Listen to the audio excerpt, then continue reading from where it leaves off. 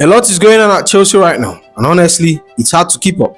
We are seeing a massive shift in strategy from the board, mixed with some very worrying stance on our best players, from the shock Wesley Fofana to Barcelona links to our firm stand on Cole Palmer's future, and even a potential signing of another teenager in Saïd El Mala. The noise is getting louder by the second. We have a lot to break down, so before we dive into it, if you are new here, welcome to the channel. But if you have been following me for a while, you know drills. Help your boy get to that 10k subscriber mark. Let's dive into it. I have been reading the latest reports, and honestly, it feels like the PR machine is working overtime at Stamford Bridge right now. We are being fed with a lot of ambition through the media, but we have seen enough of this cycle to know that talk is cheap and trophies are expensive. According to ARROGANCE, the top brands are making their stand very clear regarding where we belong. He notes, figures at Chelsea has explained their aim is to win trophies and at minimum qualify for the Champions League. It's a bold claim, especially considering the roller coaster we have been riding. We all want to be back at the top table of European football, but saying we want to qualify for Champions League and actually having the tactical consistency to get there are two different things. The report also touches on the ownership long-term commitment and their stand on those lesser European competition that some thought we might try to avoid due to FFP or PSR headache. As ARROGANCE adds, Chelsea aim to improve their fortune and have gone on record to say they are a committed ownership. In addition, they would not forfeit any opportunity to play in the Europa League or in the Conference League, despite UEFA's stricter financial regulation. So the board is effectively saying they aren't scared of UEFA's red tape. They want us back in Europe, even if it means in the Conference League on a Thursday night in a stadium we can't pronounce. They are claiming to be committed, and I think I speak for all of us when I say action speaks louder than words. We have heard the project talks for months. We have seen the vision mentioned in every press release, but the reality is that the table doesn't lie.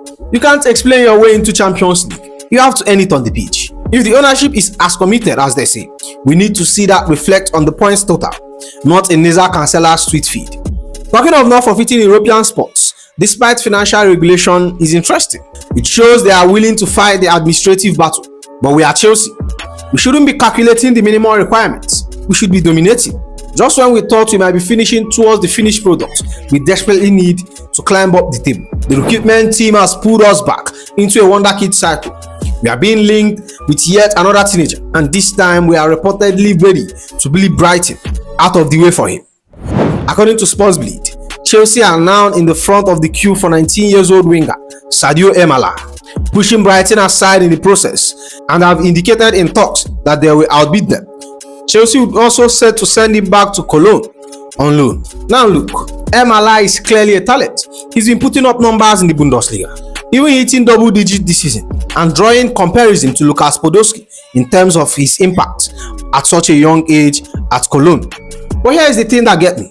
We're already planning to send him back on loan. It's the same old story. We hear the board talking about winning trophies and minimum requirements of Champions League football. But then we see our resources being poured into a 19-year-old who can't even step foot in Coban for another 11 months. I have said it before and I'll say it again. You can't say you want to win and you refuse to sign ready-made players. We are at a point where we need immediate impact, not just potential. While we are bidding Brighton for kids, our rivals are signing the finished article that actually secure top 4 spots. It feels like we are building a team for 2030 while we are struggling to figure out 2026. With these owners, I have learned to take the vision with a massive pinch of salt. I believe in the project when I see it reflect in the Premier League table or in the trophy cabinet, not just in our lone army spreadsheets. We are pushing Brighton aside for a player we aren't even going to use next season. Make it make sense. But moving on, I need to address the noise surrounding Cole Palmer because it's getting louder and frankly, quite annoying. We all have heard the whispers, but Ken Amgeo has dropped a massive update in the Daily Mail that aimed to shut down the speculation once and for all. First, let's talk about the United move. It seems people outside the club are trying to manifest a move we are simply not interested in. As Ken Amgeo notes, remain sources outside of Chelsea who continue to claim Cole Palmer would consider such a move privately. It's a classic media game, trying to suggest that because we have been through a rough patch, our best players are looking for exits. But the club isn't sitting back and letting the transfer rumor go. They have been proactive behind the scene to make sure Cole Palmer knows he's the centerpiece of what we are building. The hierarchy has been having the same conversation with him they had with some of our long-term team pillars. According to reports, the Chelsea hierarchy has spoken privately with Cole Palmer, as they did with Reece James and Moises Caicedo, when they agreed their new contract until 2032 and 2033 respectively. This is crucial. We know the squad needs more quality, and it sounds like the board are promising Cole Palmer that they aren't going to leave him carrying the whole team on his back. They are doubling down on the BlueCo vision, and that means keeping our elite talent. For anyone still wondering if we might be forced to sell due to missing out on the Champions League or because of those pesky financial regulations, Kenamgyu is very clear. Cole Palmer is not for sale. Sources insist they intend on strengthening their squad this summer, not weakening it, and that there is no financial need to sell their biggest name, regardless of which European competition they end up, if any. Now I've highlighted this before in my previous video. The reality of missing out in Champions League means players taking pay cuts, and typically that gives them a leeway to start looking for the exit. It's a natural order of things in football, but I have to agree with the club. We should be strengthening, not weakening. You don't sell your best players to a rival because you have had a bad season. If we want to get back to where we belong, Cole Palmer is the first name on the team sheet of not for sale assets. This owner said they have no financial need to sell, and for once, I hope they are telling the absolute truth. And honestly, we need to see that caliber of signing their promised Cole Palmer, because action and results are the only thing that is going to keep our star happy in the long run. But moving on, the latest insight from Sky Scurvy is absolutely staggering, and honestly, it's making my blood boil.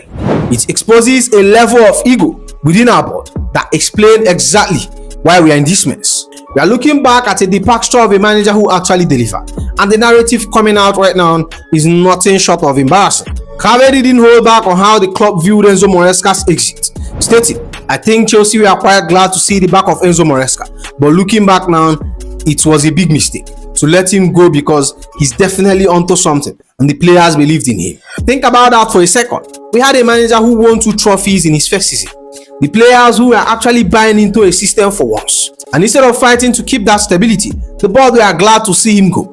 It's delusional, and it gets even worse when you look at how they view his role. According to Cavi, when it came to Enzo Maresca, I think Chelsea felt he was a head coach. If you want to go, let him go.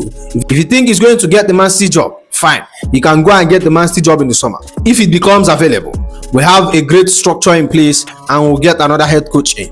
Right there is the plug and play arrogance that keeps killing us.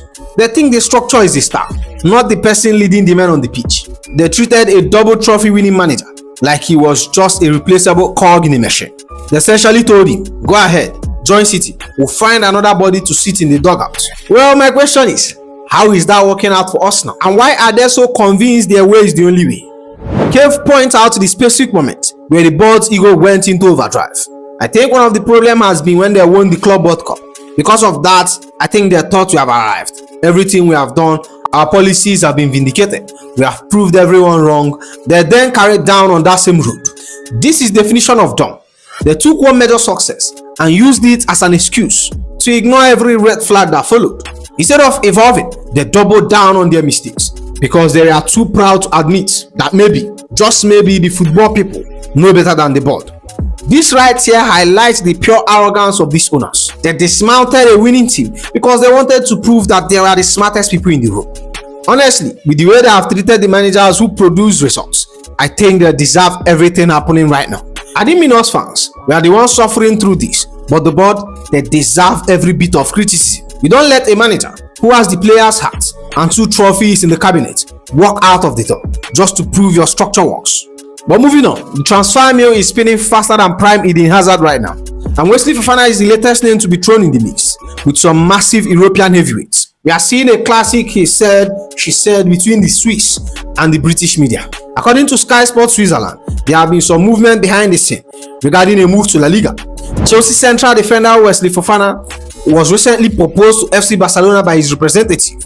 Discussion has taken place in recent week between the Catalonia club and the players' entourage in order to assess the feasibility of a possible operation. It's interesting that his camp is testing waters in Catalonia, but even more interesting is his supposed price tag. The reports continue.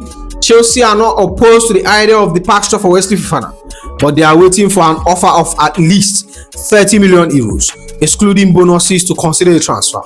Now hold on, we paid a massive fee for Wesley Fofana, and while his injury record has been a massive nightmare for us, Seeing him linked with a departure for just 30 million euros feels like a massive admission of failure from the board. However, before anyone starts booking him flight to Spain, Kenan Gill has come out with a direct contradiction.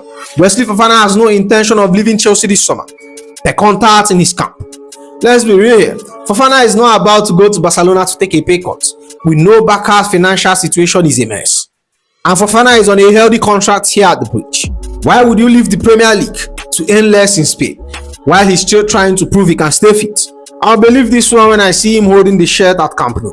Then we have the situation with our striker, Delap. Ben Jacob has provided an update on where his future might lie. There will be outgoing at Chelsea, and one could be Delap. My information is that the player would like to stay and fight for his place. Honestly, I appreciate the spirit, but we have heard the "I'll fight for my place" speech too many times. Look at the competition we have and the profile of players the board is constantly bringing in. My take, he should pack up the whole fighting thing. He's a talent, but if he actually wants to develop, he should head to a club like Newcastle and continue the fighting over there in a squad where he might actually get a look in. We need to stop holding players who wants to fight but never actually play. If we are going to strengthen the squad like the board promised Kopama, we need to be ruthless with the outgoing. And with that said, that's the end of the video, my friends. Make sure you like, comment and subscribe, and I'll see you in the next one. Igobi.